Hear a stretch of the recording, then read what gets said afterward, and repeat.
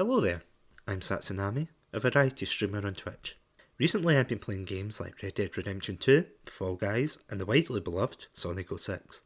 If that sounds like your cup of tea, then you can find me on Twitch, Instagram, Twitter, and YouTube under the name Satsunami42. As always, stay safe, stay awesome, and most importantly, stay hydrated. Before we go into the chat comments, first of all, thank you both so much for joining me today on this. Thank you. Always Well, thanks for having appreciated. us. So let's get back into the chat. Green Shield had started off saying, "What is the best childhood game and why is it Banjo-Kazooie on the N64?" Did you guys ever play Banjo-Kazooie? Never played a Banjo-Kazooie Really? game, so I'll leave this to you two. So I went back and played one not too long ago because I heard some good hype about that ukulele game. So this was whenever that came out, about 3 or 4 years ago. You know how I was saying some games don't age so well? 3D platformers, not the games for me. Oh, yeah. So no, didn't play them as a kid, and I think it's too late to jump on the bandwagon. I have to admit, I'm like the complete opposite because I know a lot of people like there was a certain point when there was like a resurgence in like 2D platformer games, and everyone was like, "Oh, it's amazing" and everything. That for me, like I prefer, as I said before with Sonic, I prefer like the 3D games because I like at least like to know where I'm going and kind of things, and to like get a feel of where I'm going. But I don't know, I feel as if like if you're like going, scrolling to the side and you can't see like what's in front of, which I know is part of the game, but I don't like the unknown, okay? But in terms of Banjo-Kazooie, I absolutely loved that game growing up. But as I said, it's like a really solid game, and I think maybe like one day I will like return to it on stream, and I might like play through it. But yeah, it is really solid. It is not for the faint heart. And I never played the second one. I played the first one, loved it, but never got round to playing the second. So if I complete the first one on stream, then yeah, maybe. I think a lot of these mascot platformers, like people have such a big attachment to them. Like just thinking off the head, like Crash Bandicoot, Spyro, Mario, the insert character here, and people have such an attachment to some of these games. And I think what you were talking about, like the healthy dose of nostalgia. If you know the game and you already kind of know what you're doing, then these games are so obvious and they're so fun. But I just because when you go in to drop brand new into these games as an adult, a lot of times they're quite difficult just because some things just unexplained. Like, you know what I mean? Some things you just learn as a kid for trial and error. I'm too old for that. I don't have time. So this is quite bad, but I remember like before the lockdown and everything, I remember Adam and I were kind of meeting up, and I got so it was like kind of an exchange of games before this all went off, and Adam was getting me to play some games from his childhood, and I was like getting him to play Sonic Adventure. But there was a lot of moments where he was playing it. It was so funny. He was playing like certain bits, and I was kind of like, you know that way when like a parent's like teaching someone or like their child something for the first time, and it's like that restless leg, like saying, "Oh no, go this way. No, go that way," and then you're like, "Right, give me the control." I don't know how you watch me play that. Yeah. I absolutely mangled that. Anytime, though, especially it was bad enough when it was just like normal kind of like walking, like normal speed. The minute I went into one of the fast running bits, that was me gone. I was hitting every like fence post, everything. Like, so you did well to like. Oh no! To be fair though, like for all that game's like janking this, you did really well. Oh, fine. Well, I had the master guide in me, so you know. Oh. Thank God, because if I'd gone into that blind, I don't know. Yeah, but then he stepped out, so I had to take over. Oh yeah, it was. It was an experience, like a shared experience. That's it. So going back to what we were saying about the, there's quite a few people saying that they used to get serial PC games, which is actually quite awesome. So sorry, I'm reading Green Shield's comment saying, "I didn't eat it, but my brother did." All right, the cereal. Sorry, I was like, Green Shield, you've got. Eat the disc. This game is so tasty. It was also saying I had a Land Before Time game. Okay, that's sound. And then MTRZ Gaming, hey there, saying, "I remember a Cartoon Network DVD thing I got in a cereal. It had 2 cartoons, CD-ROM games, and some video game previews for the original Xbox." They really used to pack a lot. Like, I remember getting, like, it wasn't cereal, but it was like a PlayStation what was it? It was like a magazine for the PlayStation. Yeah, and you would get like a demo disc in that, and there were so many games in it that you could try and play. Whereas nowadays, obviously you can download the demos and things, but like back then it was like there was so much content in the one disc. To which Greenshield has followed up and said, Spider Solitaire. True. I haven't played Solitaire in ages. Marta saying the best game ever was Minesweeper. How many hours of work lost with that one? Did you guys ever like get into the Minesweeper like rabbit hole or? Oh yeah, a couple times. I got pretty decent at it in uni. Yeah. Like once I figured out what the numbers actually meant, it was all go from there. Oh yeah, I remember when I was younger, just clicking everywhere. Yeah. I'm like, yay, I got a one. It's like being in like the gaming casino, like, come on, lucky. And then just ending the game right away. Oh god. Yeah, I could never get into Minesweeper, sorry. What was the other game? There was that pinball one as well. Do you remember that? Oh, Windows Pinball, yeah. Yeah, it was like the Space Cadet pinball or something. Oh, so good. So yeah, Greenshield and Bronx bringing up the self-deprecation humour there about calling your character buttface. C4 saying first game I ever played was Pong on the Atari. That's a good choice. To be fair, that is a good game to like kick off right enough. I don't know if I've ever played. Like I probably have like on like a remastered version of it with all like because it's like how you get like remasters of like old games like Tetris. That way, and it's like it's all the flashing lights and things like that, and it's like I just want to play Tetris, and it's like you've got a combo, and it's like the massive like Tetris coming down, and it's like no, stop, I just want to play Tetris. So Marta saying I played the Nintendo Game & Watch machines, and then the Game Boy ones, and Tetris of course. Oh, well, Tetris, there you go, popular for all the family. And sorry, MTRZ Gaming saying I immediately know what Sonic level he's talking about. It's got to be Mad Space. Yeah, just for the record, you're correct. Definitely. That was the one, I don't know if you guys remember it on the stream, where I was like the Bat Girl, and I was like going, like flying around space trying to find the damn object. It took about like 11 or 12 minutes, which I'm ashamed to say because like all the other levels I got through in relatively decent time, and just that one was just, no, it wasn't good. Pew saying Maple Story hands down was my major introduction to online multiplayer. I don't actually think I've heard of that one, have you guys? Nope. No, ring a bell for me. No, that's still quite good though. And sorry, just a couple more. August Rush saying, hey, how's your day going? Yeah, pretty well. Would you guys, is your days going well as well? I can talk about Medal of Honor. People let me willingly talk about Medal of Honor for a while, so best day ever. That is true.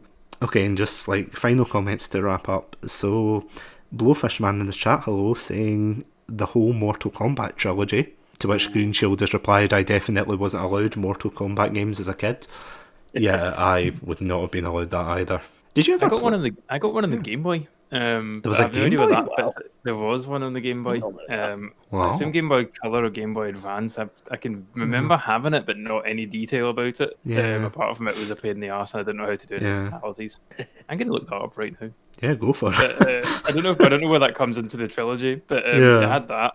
I tried to avoid talking about fighting games on this because I kind of loved fighting games and I don't play them anymore. But fighting games. So, following up from what Blowfish is saying, now thinking back to it, my dad low-key enjoyed the Mortal Kombat games. That's probably why I let it slide for him playing it. Yeah. I don't know, like, for your family, like, did you guys, like, play a lot of these games with them? Like, as a shared experience? The games you listed off earlier? None of the ones I listed... Well, actually, no, in fairness, my parents would watch me play Lego Lab. Yeah. Kind of work together. Not for, like, Medal of Honor, but I played through the whole of the original Halo with my mum in co-op. Oh, and she'd be pretty good at it, so... There you go. That's another one that's got a fond space in my heart, but I feel like I've talked about that one at length. Just to vary it up. Yeah, next week's episode is just going to be totally dedicated to that Medal of Honor. Yes. Don't tempt me. Yeah. You'll be writing up. I'll do it. Yeah, you'll be unstable enough to do it. Yeah, you'll be writing up the plan next week, just like. And my favourite moment was. I'm taking over. Yeah. I have to admit, like, in terms of like me watching, as I said before, like at the very beginning with racing games like Mario Kart, Diddy Kong Racing, those were the kind of games we played. Like in terms of co-op, but for Pokemon, I think there was too much of an age gap, like between me and my brothers with that. Because I think I was like the perfect age, or we were like the perfect age to like start getting into it. But by the time like they were like in high school and things, and it wouldn't have, not Pokemon anyway. So that was like me grabbing my Game Boy and going out into the playground like friend. But yeah, any for you, Craig? Sorry. No, not really. I didn't really like. Usually games I kind of played like RPGs, so I didn't really play with anyone really. It wasn't really till a bit older that when I moved in with my flatmate for uni, and then when I moved in later with my wife, that I started actually playing games with other people. To be honest, like, and actually playing co-op games together, and that those memories are really special to me. Getting to play those as an adult, get to play different games like Overcooked and not falling out with everyone. That's great. And those memories are really special to me. So yeah, not as a kid, but got good memories as an adult playing co-op games. Yeah, actually, just like one kind of last question before we wrap up. Would you say like now you do focus more, or you kind of gravitate towards co-op games more nowadays than you would as a kid? I think it's still a mix. I think I still got that duality. I think I still got, when I have time, I like to get into my RPGs. So thank you 2020 for that. But usually it's drop in for an hour and drop back out kind of stuff. Yeah. But I love the socializing aspect of games. I think that's something, and getting to do like stuff like this for yourself is good as well. Yeah. Even though it's not games, but it's talking about games is cool. Yeah. But yeah, I do love co-op, and for that kind of reason, I'm just getting to hang out with people. No, definitely. Yeah. What about you? Same. Same for me. Like, because sometimes you do just want a game that you just like delve into yourself, and it's kind of your own experience, and you kind of want to shut yourself off, and just get really invested in it. But as well, like one of the big draws and charms of gaming is the fact that you can share it with others, and so yeah, exactly the same. Sometimes you just want to like have a shared experience, and I think gaming is one of the best things for that. So yeah, I'm the exact same. You want a bit of duality, you want a bit of both. Yeah. I have to admit, I think that's quite a good thing about streaming as well, that you can like go into a single player game, but because you've got so many people watching you, that they can also join in. Yeah. So I don't know. I suppose it's like the next. I don't want to be like dramatic and be like, it's the next digital step in couch co-op. Like just saying, yes, you can sit and watch, but you can't play. Go away. It's gone full circle. Yeah. My turn, you died twice. It's like, fine, let me send it through post. Oh, that's great. But yeah, once again, thank you guys so much for joining me tonight. Thanks so much for having me. A lot of fun. Yeah, it was great. Cheers. Oh, thank you. And Craig, someone told me that you have a podcast. That was me. I told you that. Messaging right now, plug the podcast. Yeah, plug. Yeah, where can we find this amazing podcast of yours called Beer and Chill? So I am the co-host of Beer and Chill podcast along with my good friend Jan. You can find that on Instagram, Twitter, Facebook at Beer and Chill Pod. We come out every Monday at 2 p.m.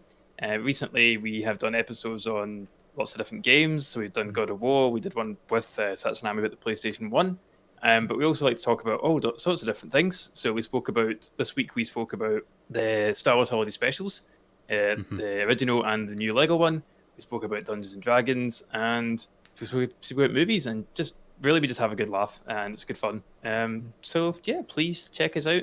Give us a like. All the numbers help on social media. So even if you don't listen to us, just to follow. Or you can check me out on Instagram at Craig Ali Martin if you want to follow more of me specifically. But my pictures are mainly beer, food, and working out. So if you like those three things, that's where to go. Probably not at the same time, but yeah, same time. No. That's what makes my content special. Yeah, speed run. Yeah. But yeah, no, I have to admit though, like, not to kind of beef it up, but I'm going to beef it up anyway. Yeah, so I have to admit, I listened to your the Beer and Chill podcast episode on the holiday special. I was like setting up my tree in the background while listening to it, and I was laughing. I was honestly bent over laughing like several times. It's a really good episode. So yeah, if you guys are into Star Wars and things like that, seriously go check it out. It's so funny, and it's really good to see like your guys' or your thoughts like on that episode. No, it's a good Christmas episode, I have to say. So yeah, is there any other closing comments you guys would like to make? Play Medal of Honor. Don't let it die. What is it they say in Rogue One again, where he's like, save the dream. Keep the dream alive. Yeah, keep the dream alive. It's just you in the cape in the cave, just like... It's literally it's me and Steven Spielberg just playing the old Medal of Honors. Yeah. Oh my god, that'd be amazing. Honestly, I'm gonna need to go back and play. I think the only one I've got is like the modern version. It's like I think it's like is it 2010 one or something? Yeah, they did the reboot. Yeah. I think it's a reboot I've got, so I'll really need to like... Well, I know what I'm getting you for Christmas now, Satsu. That is true. What, just the whole collection? The whole collection, the whole shebang. But I can't play this. My Xbox is broken. As you just see me throw it out the window. I was going to say, is there any closing comments you want to make, Craig? Is there any franchises you want to speak up on behalf of? If you can't be bothered saving Medal of Honor, at least go buy Sexy Brutal or Hollow Knight. Make that your purchases. That is a good point. Yeah, definitely. I wonder if they're on Game Pass, actually. Which is something I always say, like at the end of these podcasts, I always go, oh, it's a great game. I wonder if it's on Game Pass, and then I never follow up. So I'm going to definitely need to follow up on that. I was thinking of if there's any franchises that I would vouch for, but considering the way Banjo-Kazooie went with like their third game, I think it's safe to say you can take them out old Yeller style into the back garden. Like Chill's favourite game, he was getting dragged through the mud. Sorry, mate. Like, as I said, see the first game, great. Second game, haven't played it, but I've got it, so I'll need to play it like on stream or just alone. Third game is just like a completely different game altogether. And trust me, I will like probably rant about this in a separate chat tsunami. But it is genuinely like that depressing moment where you're just watching it's like you're watching your favourite or one of your old favourite franchises just slowly decaying to something different. Green Shield saying alone in a corner. So, yeah, on that note of me trash talking Banjo-Kazooie, I'm kidding. I do love it, really. It's tough love. More tough than love. So yeah, thank you guys once again, and thank you all in the chat for coming and listening to our childhood experiences with gaming. Much appreciated, as always. Stay safe, stay awesome, and most importantly, stay hydrated. Bye guys. Bye. Bye.